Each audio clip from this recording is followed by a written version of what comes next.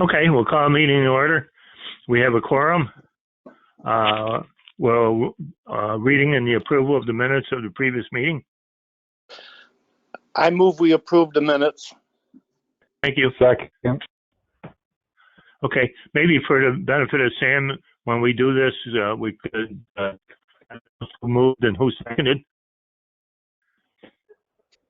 Second by Andy. Yeah. Herb made the motion. Any additions, corrections, or comments? Lacking any, all in favor? Aye. Aye. Is there any opposed? Carried. Okay, you want to jump right into our guest? I told Doug we'd take him first because he. For anybody, is Benny Vitale on? No. Oh, too bad. Okay, after the last meeting, Benny suggested we go out and look at a culvert out on our IDA property on the road that had caved in somewhat. And Doug and I and Benny met out there a week or so ago, Doug. And Doug took a look at it, and he's got some suggestions. Also, while we were out there, the place is a filthy mess. The gates that we had put up, somebody had taken them down and actually stolen them. I'm suggesting we put some kind of a better barrier up. It looks like the city dump down there. Doug, if you want to give us an update, and then we'll move into our other guests. Sure, no problem. Can you hear me all right? I muted the computer once, so Thank you. Hopefully I'm coming through. Okay, excellent. Sorry about that earlier. Every one of these conference things are different, it seems, on how to set your settings. Yeah. So, I can't wait to get back to in-person meetings. I don't like this. Yeah, you and everybody else, I think, no doubt. So I went out there, and then what was out there now is a 4-foot pipe, so 48-inch pipe, 60 feet long, that's split right in half throughout the whole length of it. So we started looking in using the county bid pricing just to see how much a new 48-inch pipe would be to replace what's there. And it came out to be at about $50 a foot, so the pipe would be about $3,000 to replace what's there. Need a couple bands, some stone for the backfill, some crusher run. Because really there's two options. There's to put that was put in how many years ago, right? So it's been functioning up until it split. So it makes sense if you want to keep that as an open road just to re-put another pipe in there versus digging it out and having a graded crossing or keeping it open, because that just seems like a liability problem. So we looked into, and granted, the numbers I pushed might be a little high because we might be able to refill some of the material that's out there. You know, I was assuming that if we had to bring stone in, dig that pipe out, drop a new 48-inch dual wall pipe in, and then put some. I noticed there was no head protection or outlet protection there. Usually those pipes have some type of a stone inlet protection or a stone outlet, so it shores up the banks. So I also included a little bit of stone fill, medium stone fill, heavy duty type of stuff to protect against it. When I was out there walking around, I also noticed that no water is going into the pipe because it's all going underneath the pipe. And nothing's coming out the other end, but I must be going down into some karst topography and going somewhere else, because the water, the culvert is what we call perched. So it's higher than the actual flow path that the water's taking. So the water would have to jump up a little bit just to get into the pipe. So we'd have to dig it down a little bit. Right now, the top of that pipe's at about 4.5 feet. So it's pretty deep. There'd be a lot of material we'd have to bring back in. I'm thinking it's not that big of a job, but you never know. There is a sewer line there, so there's going to be a little bit of additional work that we'd have to work around probably, and you just never know. So I assumed it'd be about a day and a half, maybe 2 days at the tops by the time you dig that pipe out, set the base, tamp everything in 8-inch lips coming up to make it stable, and then getting the material there. I thought there'd be about 13 loads worth of material, 9 of crusher run and 4 of medium stone fill. Once again, depends on what's reusable, what's available on site.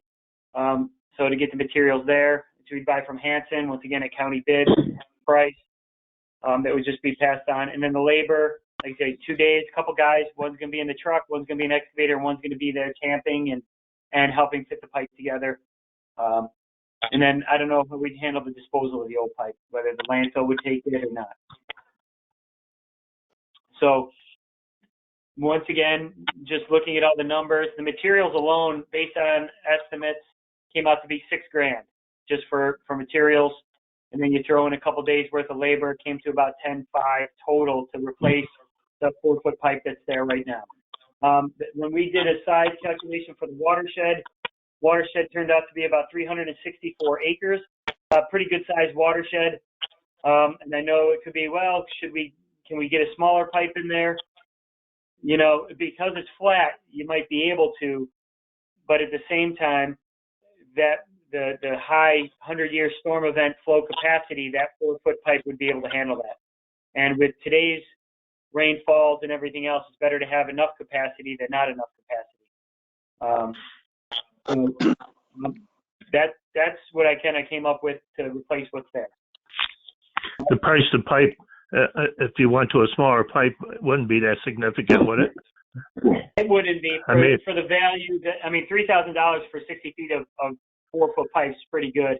I mean, you might save several $100s, but to have that extra capacity, have the space for it, it's not like you have to worry about cover over the pipe or anything like that. Yeah, that's fine. Well, I mean, it's not a significant amount. If we were to reduce it, it wouldn't be worth it. It wouldn't be worth it to reduce it and take a chance on it flooding over again. Yeah, not at all. It's worth having a bigger pipe. Yeah, it's a poor spot to save money. Yep. If you lower it, like he said, are we going to have a good enough outlet for it? Yeah, the outlet's great. Well, because it kind of scoured out a little bit, and we can probably do a little bit of work on the inlet and the outlet end, where we might be able to fill the bed a little bit, bring that pipe almost just down a little bit. We shouldn't have to drop it too much. There's going to be a little work to do on the inlet end to get it to go through the pipe. Yeah, you got plenty of room out there to get it to move.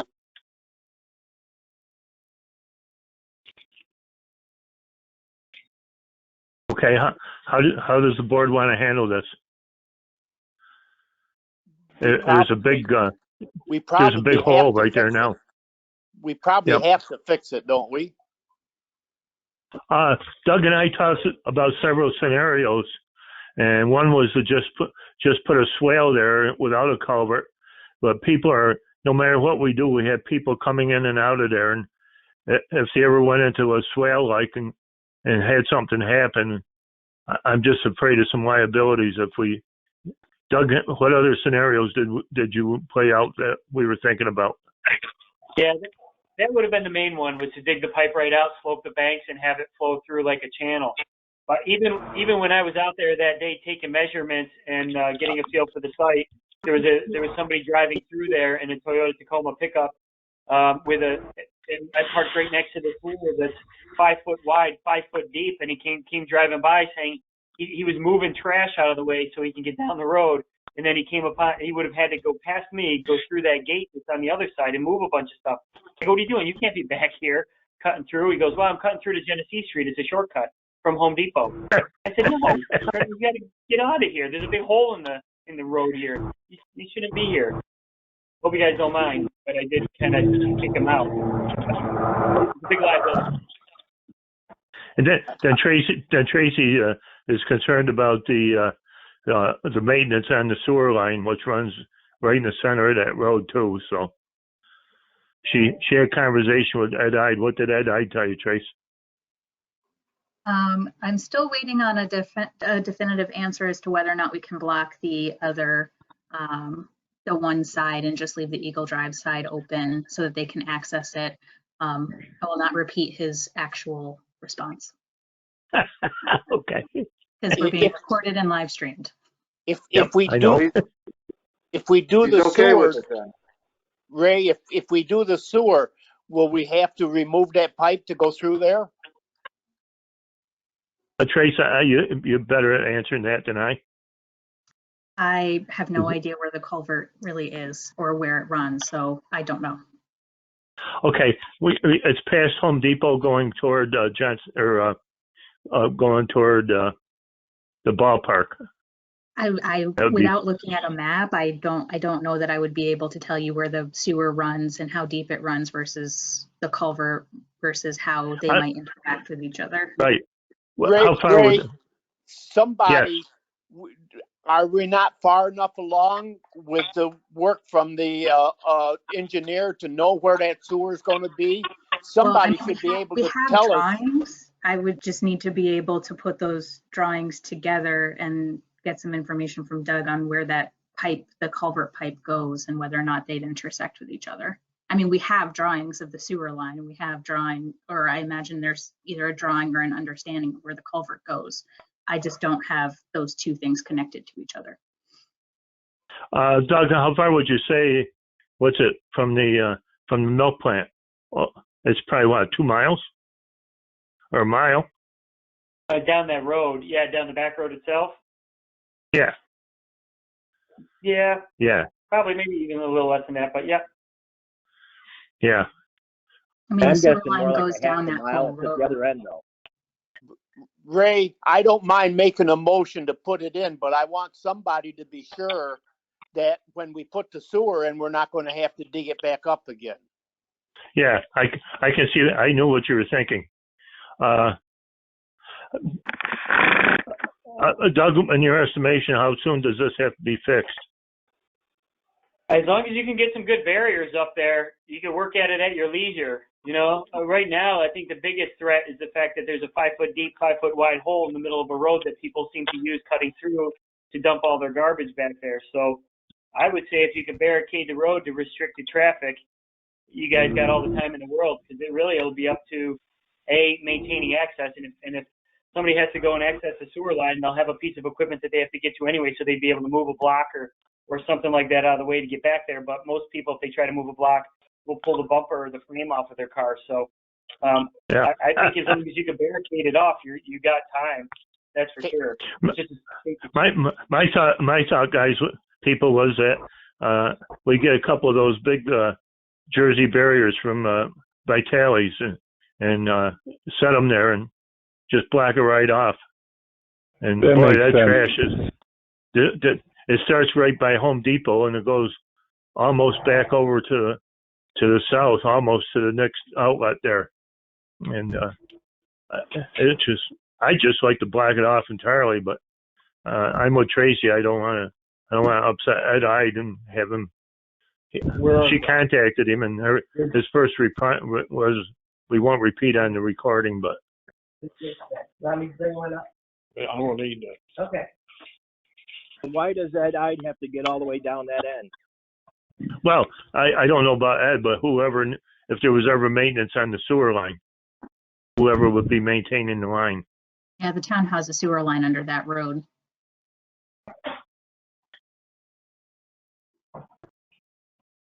So Doug, I'll pull out some of the maps that we do have and share them with Doug, and we'll make sure that that they don't interfere with each other.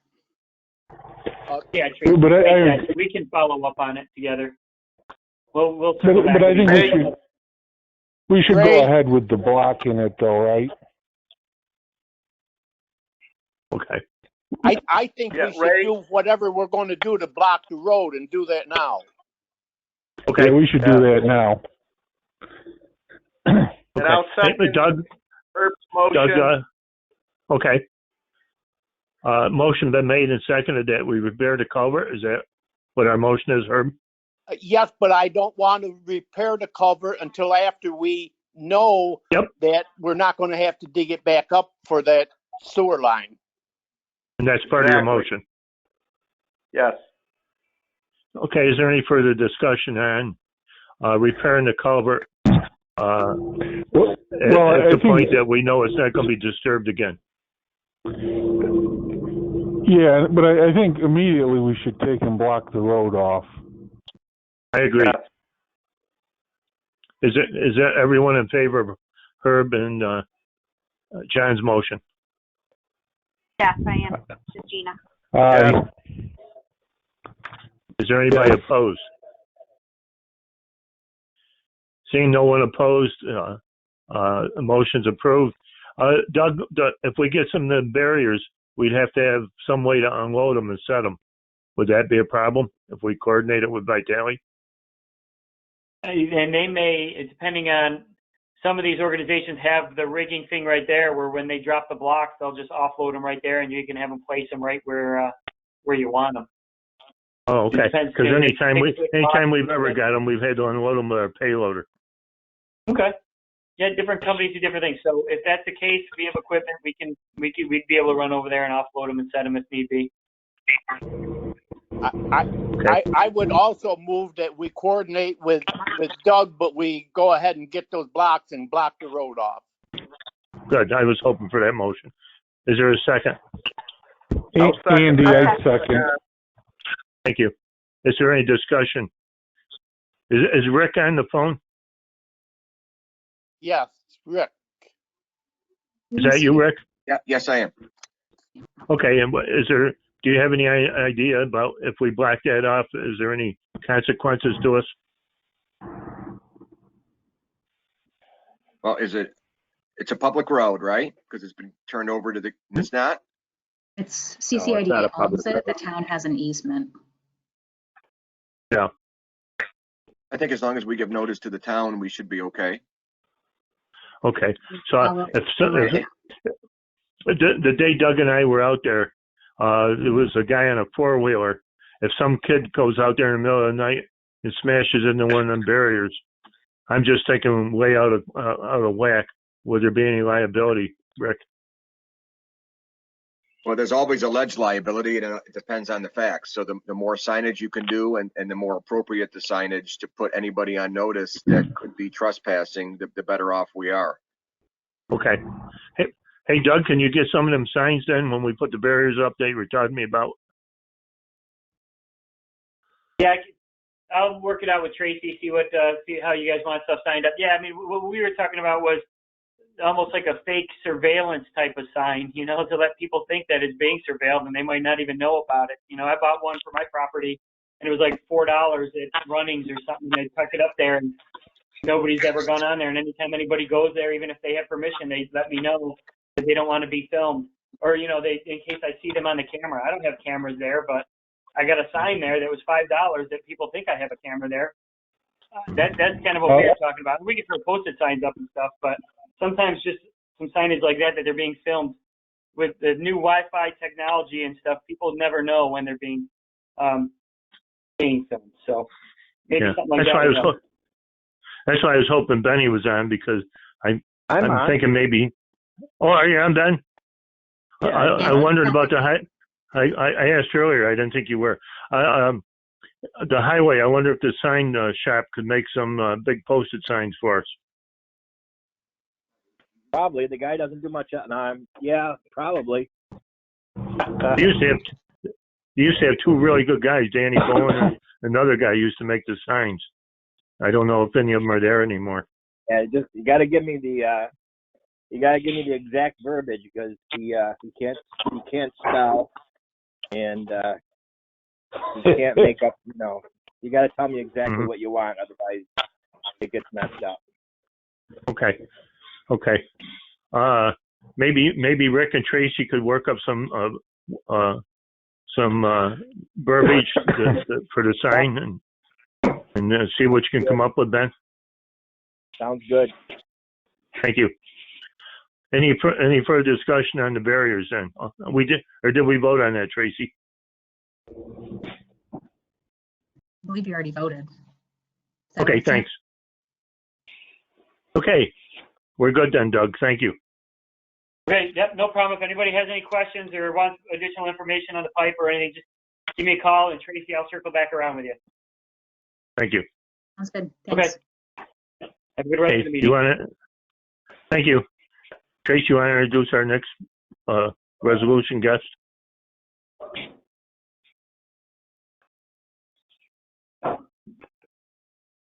Grace? Hello? I think her computer's frozen. That's what it looks like. She'll probably leave and rejoin in just a second.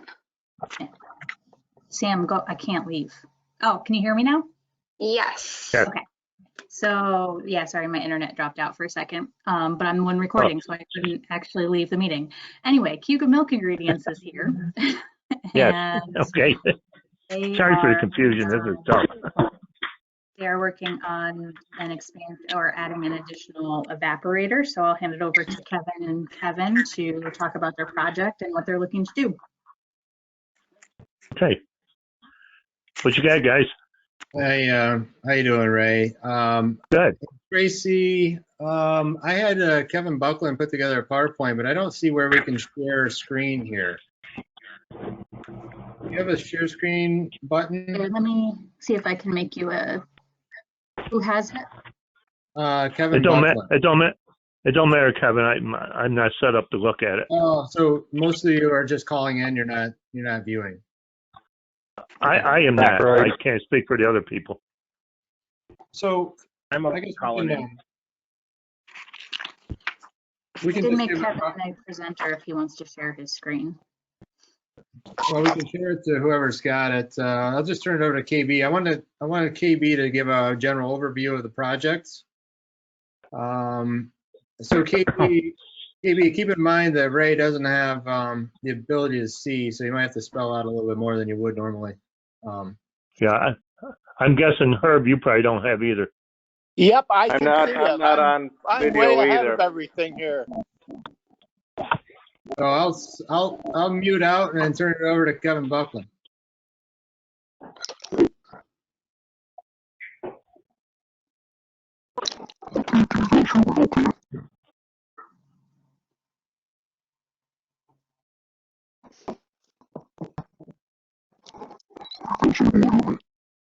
Hey, Kevin.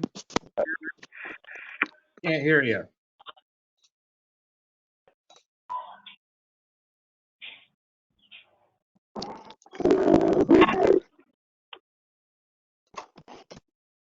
I can't make out what he's saying. Yeah, I'm at the office. I'm gonna walk down and talk to him. He needs a Macintosh like I've got. Hang on, folks. So some background, the resolution that's in front of you today is just an initial project resolution. It's not authorizing any benefits. Cayuga Milk Ingredients is seeking a sales and use tax exemption for this project, and it would exceed $100,000 of benefit, so that would require a public hearing. So if the initial project resolution is passed today, we would schedule a public hearing between now and the June meeting, and that would probably be done remotely, unfortunately, and then we would go ahead and bring the authorizing resolution back at the June.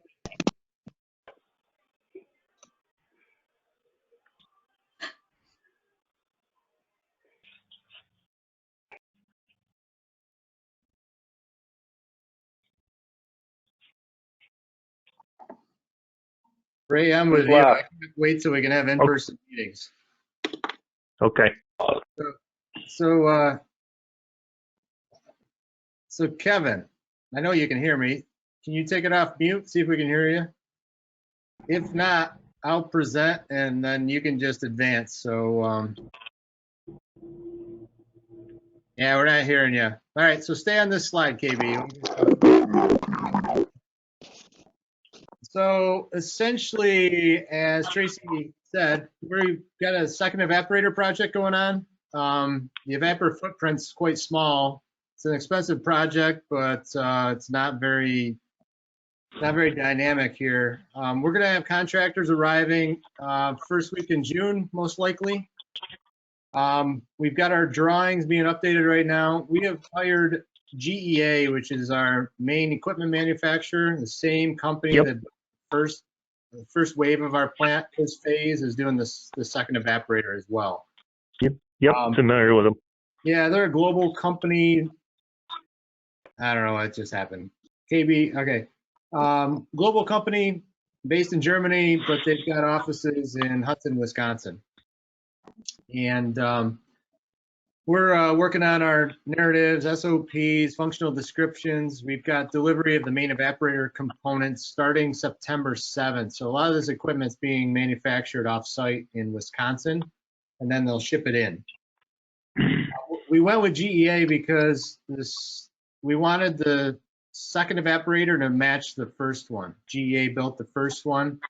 What this is allowing us to do is run 24 hours a day. And we wanted the same evaporator to make the same powder that we make today, because we've gained a reputation for our milk quality characteristics, so we wanted it to be the same.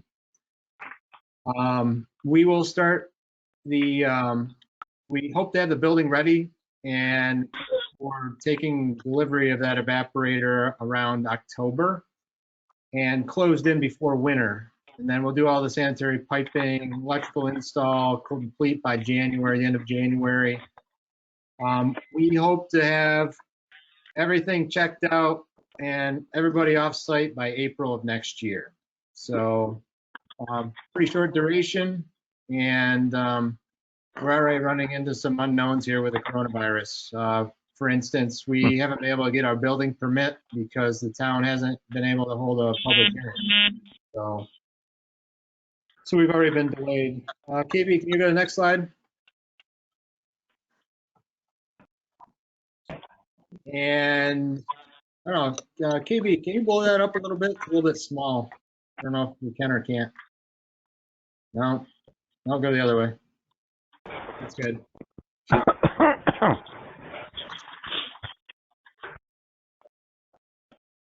That's good. Okay. As you can see, the budget is just under a $25 million budget. Approximately 15 million of that 25 million is GEA process equipment. 9 million of it's just the building portion, and $625,000 for wastewater. We're doing a little bit of a wastewater add-on to be able to segregate our high strength waste from low strength waste. Maybe next slide. This just gives you an idea of the construction timeline of where we hope to be done by. It's about a 219-day construction project, hopefully complete April 22nd. If you look at today, we'll start crane and rigging on site around September of this year. That's our goal. Excavation work will start much sooner, hopefully here in June. Maybe next slide. Yeah, this is a lot of detail. Let's go to the next slide. A lot of people can't see. I'm not going through all this. Next slide. Next. It's awfully small. Where we are right now is trying to get our building permit, and we had hoped to get that done at the beginning of May, and now we're hopefully gonna have something here next week. Jerry Scouten is trying to schedule a public meeting for 5/26. We do have some neighbors. I think there's 2 or 3 neighbors that are 3 miles away complaining about noise, which is fascinating to me. Noise. Yeah. It's only, so what Jerry said is it's only in the middle of the night when the air is still and cold. And I think that something's carrying off the building for a few miles. So we're trying to figure that out. We're probably gonna have to do a noise study and figure out where it's coming from and try to mitigate it. So other than that, I don't see any big issues. So I'll show you those that you have the screens. KB, go to the next one. I think it's the Which way are they complaining from? south. Bluefield. South. Bluefield Road. Right. Yeah. You're kidding me. No, it's strange. They got a better hearing than I have then. Yeah, they haven't been a farmer their whole lives, right? Huh. You sure that isn't coming from Lincoln Dairy, where they're 24 hours 7? Well, I don't know, but we've been blamed, so we're gonna have to figure it out. Oh yeah, sure. Huh. That'd be quite a noise to carry that far. Yeah, no, it's the only thing we can think is it's the baghouse when we run, because we're running 24/7, right? It's something, it's I don't know how many horse it is. Like a 300-400 horse motor up there on top of the baghouse, so that might be carrying. Right. This is the existing footprint of the plant you'll see here in gray, and anything that's in yellow is going to be the add-on. So we are adding a couple tanks to our tank alley. We're adding to the south of the building, the evaporator building. There's only about a 2,500 square foot footprint, and another boiler and some more utilities inside the plant. So doesn't really change the look or the configuration of the plant. When it's done, it'll look nearly the same. KB, next slide. Just more pictures of what the evaporator is. KB, I think the height on this is, the height of the dryer building today is 90 feet. This will be a little bit lower. Although the building might be up as high as 90 feet, which is within code. So it's not you don't have to ask for a variance on this. Next. So this is just a list of the folks that we are sending out packages to. A lot of them are either local within Syracuse. There's one here that's in Rochester. I just want to point out the way we're executing the project is we're basically serving as the last project we had a general contractor. We are doing the general contracting ourselves this time around. So our team is going to be selecting vendors and contractors and working with them directly versus the way we did before. So we can share all this with you. But most of the general trades that we're using are what we consider to be local within the region. What I wanted to point out to everybody on the board was the majority of the project is the equipment, which is specialized and being made in Wisconsin, unfortunately. But it is what it is. We don't have any evaporator manufacturers in Syracuse or Auburn. Well, so a lot of times that stuff comes from Germany too, so at least it's in the United States. Yeah, this time around we got it's all custom manufactured. Most of it is, except for the valving that'll come out of Germany. Right. Right. So how many new hires? We're not hiring anybody new on this one. Okay. The application says 1. Well, yeah, +1. I've already hired +1. Does that count? I've already got +2. I've already hired 2 more people. We got +2. Count it. The next one we come to you folks with is going to be the big one. So our ask today is, we think, working with our engineer, we think about almost 3.4 million of the project is taxable with sales tax. We're just asking for sales tax abatement on that portion. The estimated tax on that portion is about $270,000. So the give back, I think, according to Samantha, is 10%. So CCIDA would retain $27,000. That would be the fee, and we'd have a benefit of about, the residual about $240,000. So that's our ask. Any questions? Okay. Feel free to ask. I got my team on the phone if you've got any questions. Tracy, do we have to have the public hearing and approve this before they start the project? We would need to approve this and close on documents before they pay any of their fee or pay any of the costs that are taxable in order for them to realize the benefit. I think we did ask Kevin, is the town doing a seeker on this, or is this one unlisted? I think this one is just covered by the short form. We did a seeker on the first one, and we're basically only disrupting about 2,500 square feet of the property. Okay, so So it might be unlisted anyway. yeah, I think it's a short form. I don't know if anybody, I know Kevin can't speak. John McCadden, do you know for sure whether or not we have to do a full seeker? I do not. I'm sorry.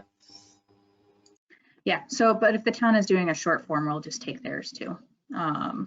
So, but yeah, so we would need to authorize this before they start to pay any of the taxable expenses. I would move that we set the date for the public hearing or approve setting a date for a public hearing, but I want to make sure that we are in the time frame that's not going to jeopardize them getting the tax incentive. Yeah, this is Andy. I'd second. Okay, is there further discussion? Kevin, I assume, Tracy, we're going to probably set the public hearing for the same day as our next board meeting, is what we've been doing, We could do that, yep. unless you have a different suggestion. Kevin, how does that work with your time frames? When's your next meeting? 16 of June. That should be fine. Okay. We won't be, if the contractors arrive the first week in June, second week in June, usually you have 30 days to pay the bills, so it should be fine. As long as there isn't a public outcry, and then we'll just pay it anyway, I guess. We're into this project now. There's no going back. I would be shocked if we had a public outcry, but I shouldn't say that because I know better. Okay, Samantha, could we have a roll call vote, please? Yes. Mr. Lockwood?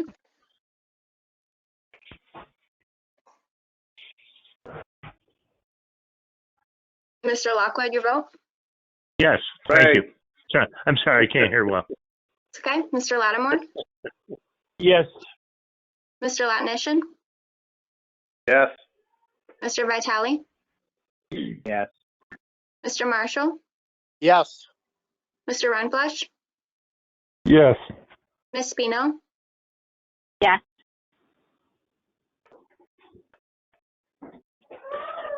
Okay. No opposed, so that is carried. Thanks, Kevin. Thank you, and thanks to everybody. Wish you success. Thank you. Okay, thanks. We'll sign off. Very good. We'll be in touch. Thanks. Bye. Okay, our next guest, Trace. Our next guest. We had another project, right? Global Common? Oh, geez. Yes. So we also have a new initial project resolution for Global Common. Basically, they have submitted a revised application that only covers the installation at a single dairy. They've kind of scrapped the pipeline for now, so it's a much smaller project that is much more manageable. It doesn't require the level of seeker review that the previous application did. So the new application is, again, just for the one installation, and they're looking for sales and use tax and mortgage reporting tax for the scope of that project. So basically, we had previously approved an initial resolution for the larger project. Now that they've submitted a revised application, we'd just like to do a new initial project resolution and set a public hearing for the new project scope.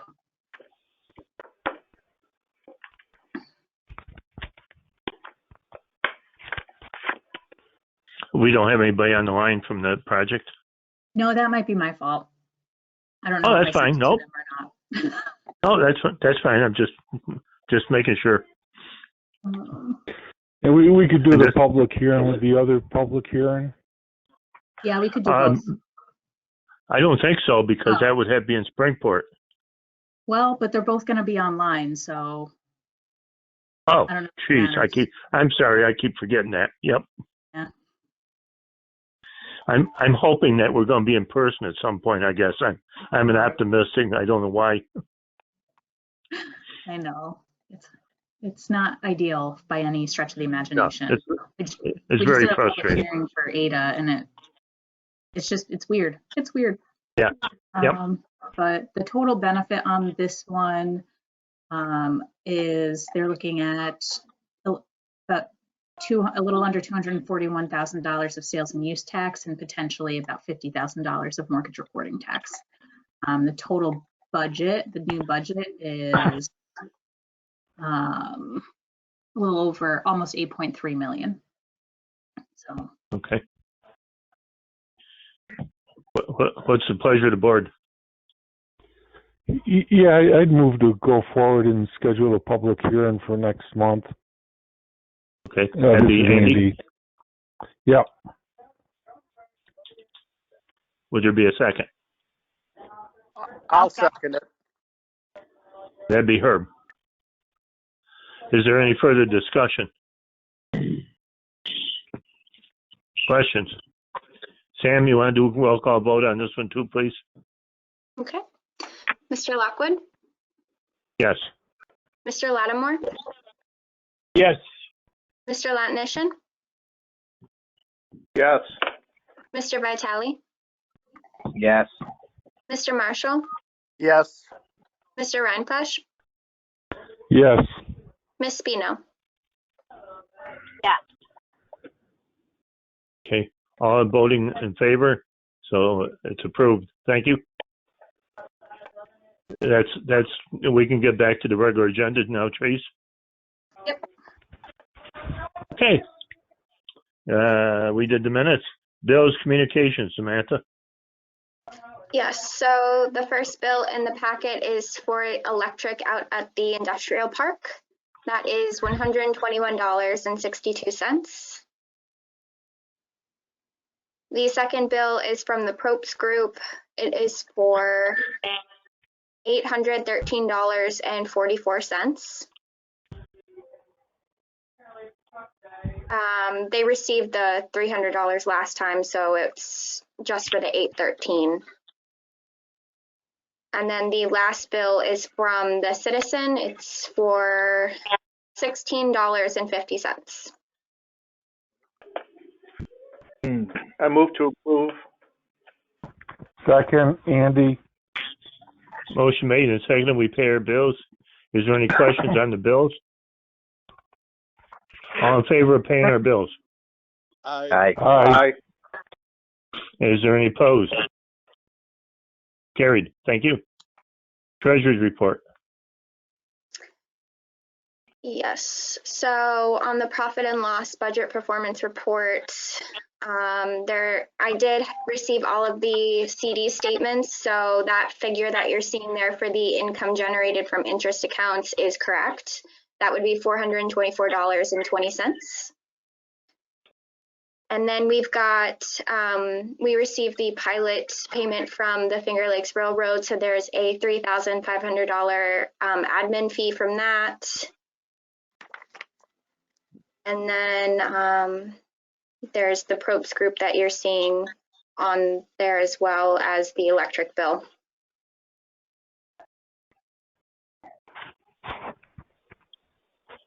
I Then move to a little, accept. sorry. What was that? I'm sorry. I was just going to go through the invoice disbursement report. Okay.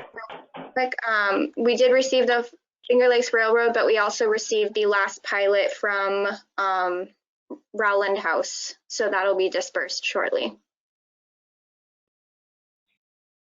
That was the last pilot left over from the January invoices. Mm-hmm. Any questions so far? see the bank accounts? Yes, so just a second, I have all my notes here. So just as background, given the current situation, we thought it was a good time to take a look at bank accounts and CDs and just take a look around to see if it's the right time to diversify where our money is being held. Anything can happen. So we just wanted to make sure that the board was discussing what the options are for the bank accounts. The balances are on the budget report. Right. But there may be some interest in moving some money around and just maybe putting some money into some different banks, as well as keeping like our CDs with generations and keeping a small balance there, but making sure that we're spreading out to maybe one or two other banks to just diversify our holdings a little bit during this kind of rough economic time. I emailed out a summary of different banks that I've been researching, and it should be in a chart form for everyone to look at. I tried to separate it by different kinds of fees that we might have, any kind of minimum balance requirements, and interest rates that are relevant to what we're looking at. And for my own recommendation, I think that Chemung Canal Trust or Tompkins Trust Bank have the most options for us. I liked the fact that Chemung had a variable interest rate checking account that we are eligible for, which would be nice to earn back on what's already in the checking account. And then they had some pretty good savings options as well. And then I sent over the annual reports to Mr. Latnishin to review, just to give some additional insight.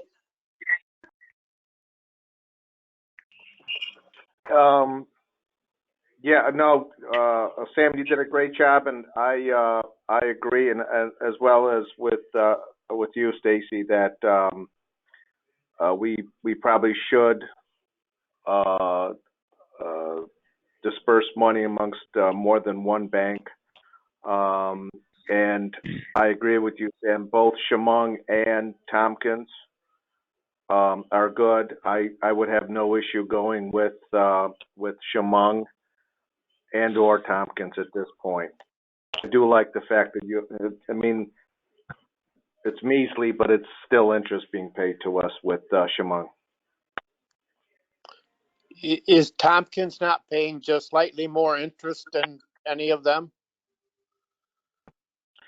That's a savings account, Herb. I was referring to the checking, but yes.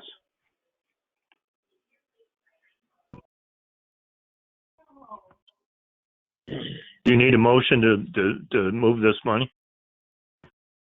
We would need to know where we wanted to put it and how much we would want to put in each bank if there's multiple. Okay. So I guess let me just ask, because both you, Stacy, and Samantha, you're going to have to deal with this. Are you comfortable with one, or do you want to move it with two different organizations? When I first came on board and we first started working with CCIDA, there were multiple bank accounts at multiple banks. Typically there was one that was kind of the operating account, and as long as that's kind of how we manage it, I don't see it being an issue to have it in two or three. Okay. Yeah, I'm fine with that. It's a paperwork that you have to deal with, but as long as you're okay with that, then I'm fine. No, I'm just going to make Sam do it anyway. I guess that's what I was saying without saying it. I'm sure Sam's happy to do the paperwork. She's well qualified, so I have no problem. Do we need a motion for that, though, Trace? I'll make a motion. So that Generations savings account currently has $670,000 in it. That is collateralized, but the FDIC limit is $250,000. Do we want to bring that savings account down to $250,000? Is that what we're thinking? Yeah. That's what I would recommend. That means, so maybe we just split the money between the other two, or put 250 in that Tompkins savings and whatever the minimum for checking would be there, and then put the rest in Chemung. Yeah, I'm good with that. Second, Andy. Thank you. Any questions to Sam or Tracy on moving the money to around? All in favor? Aye. Aye. Aye. Aye. Any opposed? Carried. Thank you. Is there a motion to approve the treasurer's report? So I'll move. moved, Andy. I'll second, John. Thank you. Any discussion on treasurer? All in favor? Aye. Aye. Aye. Any opposed? Carried. Unfinished. Performance goals. Yes, so in your packet, so the governance committee met last month, and in your packet there was the 2017 mission statement. We just need to reaffirm that, and then I think, what else were we going to talk about with this? The performance goals around one performance goal in that mission that we just haven't quite been getting to. I think we talked about this last month, is getting more municipal involvement in our meetings and getting inviting municipalities to participate more.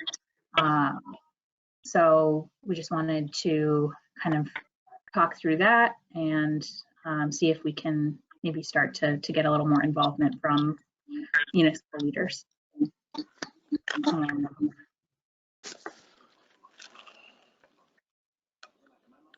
But one thing that we would need to do is reaffirm that mission statement as it's provided in the package. Okay. Is there a motion to be made for that?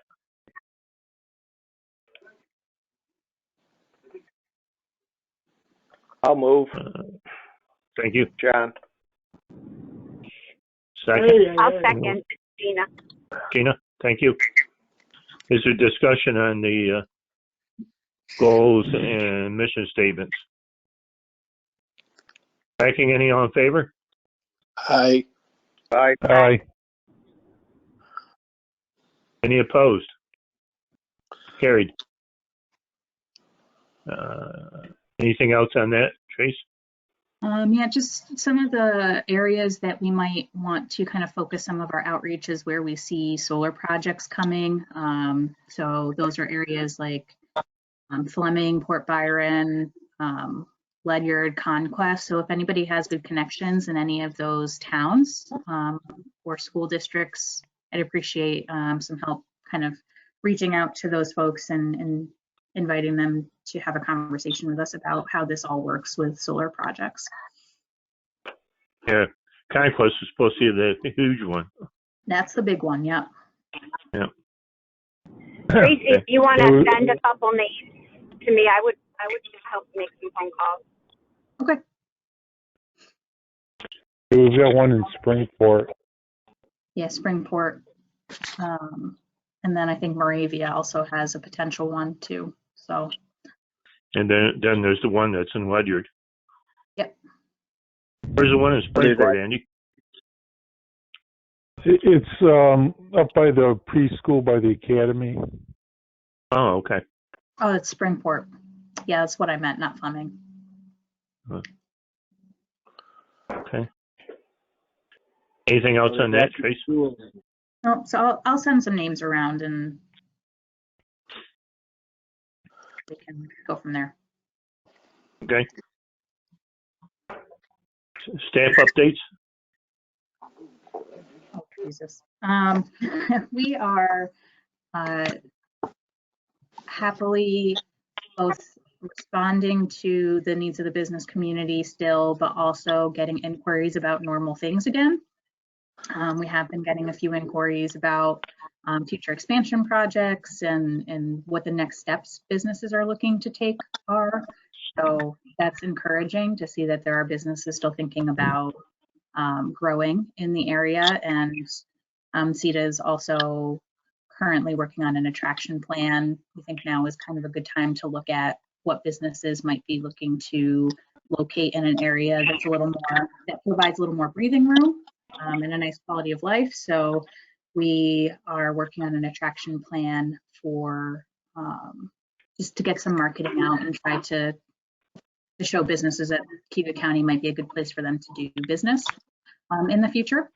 And we have successfully gotten over $95,000, a little over $96,000 out in the microloan, the emergency microloan program. We have a couple applications in process now, which hopefully we'll put through the approval process over the next week. And we anticipate that we'll get another round of applications as businesses start to reopen and are looking to stock up and supply for their reopening. We were able to secure an additional $100,000 from the Cayuga County Development Corporation to help recapitalize that program. So we do have a good fund available to help businesses both as the shutdown continues, but also as businesses start to reopen. So we're happy to be able to provide that. Also working with the City of Auburn on the small business portion of the CDBG money they're expecting to get, and working with them to help establish that program, and we'll be working with them to help distribute it. So just trying to keep up with those different programs and provide the information and resources to the business community.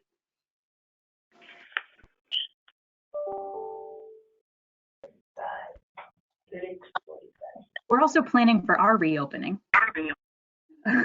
which is a doozy. So the reopening plan is quite extensive. So that's been a fun project. Yeah, we had over an hour meeting this morning about that. Yeah, lots of details. I'd like to thank both you and Sam for all the work you've done on them loan programs.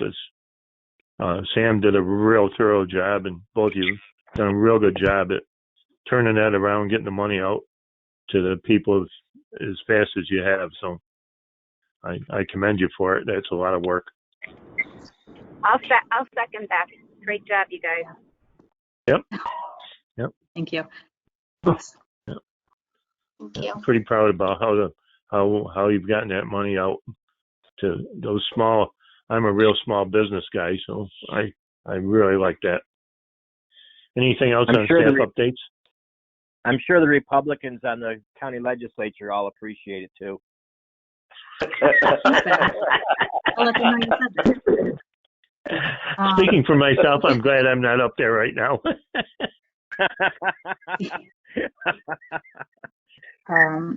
Otherwise, we do have a Q&A. Oh, I guess this is probably under upcoming events, so never mind. I'll stop for now. If we're still on unfinished business, have we heard anything about approval of the sewer project? I dinged them again today. I reached out to DEC again today because we would like to try to get it into the EDA application that has come out from the CARES Act, but they're still saying they're going to get to it as soon as they can. So I don't have a timeline. I think that there may be stimulus money available for projects that would be ready, and I think we could possibly qualify for that. And I wish there was a way of pushing that so we could get to that point. Oh, me too. That's why I reached out to them again today. I talked to them a couple weeks ago, and I reached out again today. And we're going to keep trying to push them along. And I made that point exactly, that there are funds available that we could be applying for the project if we had that approval. But so we are trying to keep it on their radar. I'll tell you what, the contractors are hungry because we Soil and Water just bid a menorah pit. We had 10 bidders. We've never had that many before. And then we're doing a project here on the farm, and boy, the guy wanted to come right in and do it tomorrow. He said that they need work. So I think it's a good time to site out some work. If some way we could push them, I think that we do have the possibility of getting funds for that, and it's too bad not to take advantage of that if we can. Yes, Absolutely that is exactly agree. the point that I sent to them today. Could we get Finch or somebody to give them a little shove, or? Yeah, I'm exploring which avenues will be the most appropriate right now. I've made a couple of contacts already to see if we can at least put a little bit of other pressure, not from us. Or Right. help someone else express how important this is. Rather than me just doing it. Oh, but you could have. Maybe if we could use this new project that the milk plant is doing right now as a reason why this is important to do right now, that might push them a little bit too. Yes, I've made them aware of that as well. Yeah, get some of those farmers to make a few phone calls. Yeah. That is a point that I put out there today. Whom are you working with, Trace? So my main contact is Jennifer Smith at DEC. Okay. But there's like a team of people who are working on it. Yeah, what I found right now, the issues are, it's harder than hell to get a hold of anybody. They're all working from home, and it's a nightmare. Yes. It's just contacting people, and they're either flooded with emails and phone calls, or they're working remotely, and some of them are furloughed, and it's a nightmare. Just ordering parts, some unique part. I don't need to tell you, Andy. It's a nightmare getting some stuff anymore. So that may be part of your issue, Tracy. No, and the DC, Jennifer is very responsive when I reach out to her. It's just a matter of the pipeline of work they have to do has gotten very congested, and so they're trying to keep it as a priority on their list. And she's confirmed that they're trying to keep it as a priority on the list, and it's just a matter of working through those priorities, given the situation that they have right now. But I am certainly keeping it on their radar and making them aware of all the different components of why we need it sooner rather than later. Yeah. Well, good luck. Well, if there's anything any of us can do to tickle somebody, let us know. Will do. I know we meaning John Kelly and I, meet with Gary and Pam Helming on farm issues and stuff. So, and then with contacts with Farm Bureau, we've been pretty successful on getting some businesses that they deem not necessary being essential. So if necessary, we can do something through Farm Bureau Public Relations or something if you want, Trace. Just let us know. I'll chat with you about it, Ray. Okay, thanks. But I know you're working at it. Yeah, I think it's a balance right now. Oh yeah. But not everything's a nightmare right now. Yeah, and you don't want to upset somebody. That's the other side. Yep. It won't make them do it any faster. Yeah. Well, sometimes you get getting multiple perspectives is not a bad thing. Sometimes you get a politician involved and it ticks somebody off. Yeah. So, but I'll chat with you about it, Ray. Sure. Thanks. Any further staff update? New business or old business? I think that's it for now. How about the factory in Aurelius? I mean, they're operating right now, as far as I know, they are operating right now, but their plans have not changed. But there have been some inquiries regarding that facility. So, good. Okay. We're I didn't know if that was active right now. I didn't know if that was active right now with all the pandemic going on. If there was any activity with that.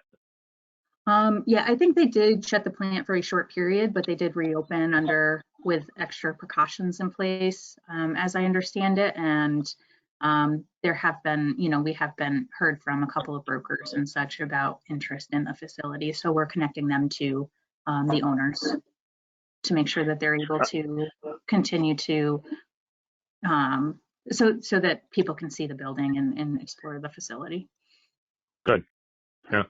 I know there's some interest from downstate businesses that want to get away from the crowds and out into more rural areas, because there's been several, like 9/11, and now this coronavirus is pushing people into thinking we better be doing something different because this isn't working. Hopefully we have some contacts down in the New York City area. Yep. Okay. Anything else? Not under unfinished business. I just wanted to let you guys know that we do have if you know anyone who got Paycheck Protection Program funds, we have a Q&A with our regional SBA rep tomorrow from 11 to 12. They would just need to register for the event on the chamber website, and then they'll get a link to participate. But he'll do a short presentation, but the point is really to answer people's questions. And since the forgiveness guidance came out over the weekend, if anyone has questions about that, please do let them know that this is available to them and that they can ask their questions during the session. Okay. Tracy, that's a great idea. Yeah, we kind of planned it right. We planned it for tomorrow, and then the forgiveness came out over the weekend, so the timing worked out okay. Yeah, what I'm saying is they keep kind of changing the rules on it. Yeah. It's kind of fluid as the way it's popping up. Mm-hmm. They're not changing the rules, Ray. There are no rules. They're just making them. Yeah, they're still making them up. You got to have them first before you got to change them. Yeah, good point. Yeah, good point. But and then we're also it's one of them things they did in a rush, and now how they've done it.